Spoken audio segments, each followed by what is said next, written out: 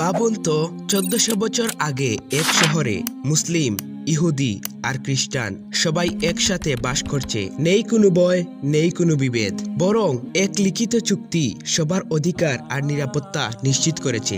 এটাই ছিল মদিনার সংবিধান, পৃথিবীর ইতিহাসে প্রথম বহুধর্মীয় সংবিধান, যেখানে বিভিন্ন ধর্ম, গোত্র আর সম্প্রদায়কে এক সমাজের অংশ হিসেবে ঘোষণা করা হয়েছিল।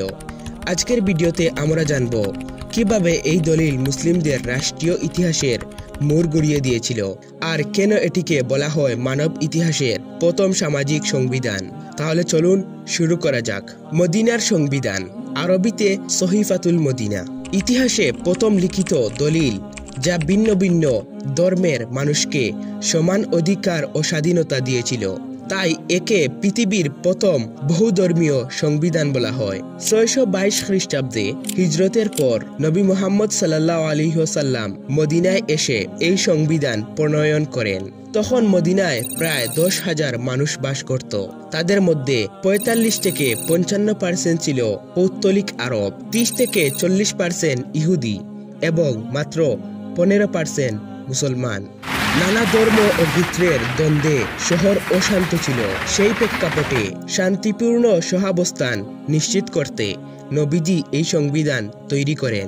সংবিধানে প্রতিটি সম্প্রদায়ের ধর্ম পালনের স্বাধীনতা দেওয়া হয়েছিল। যেমন 25 নম্বর ধারায় বলা হয়, ইহুদিদের তাদের ধর্ম এবং মুসলমানদের তাদের ধর্ম থাকবে।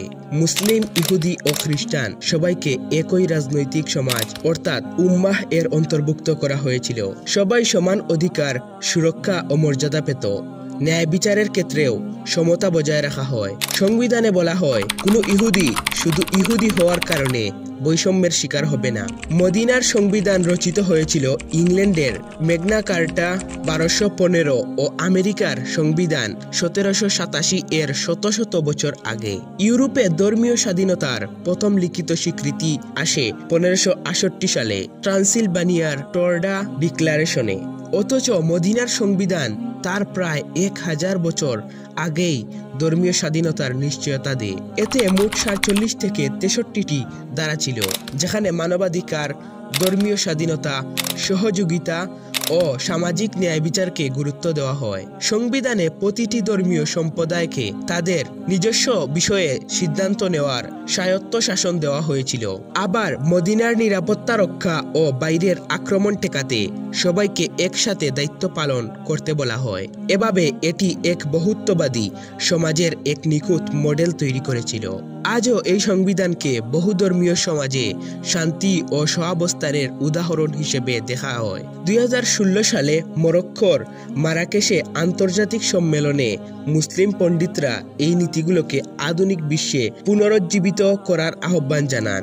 মদিনার সংবিধান কেবল একটি ঐতিহাসিক দলিল নয়, বরং শান্তিপূর্ণ সহাবস্থান, ধর্মীয় সহনশীলতা ও সামাজিক ন্যায় বিচারের এক কালজয়ী মডেল।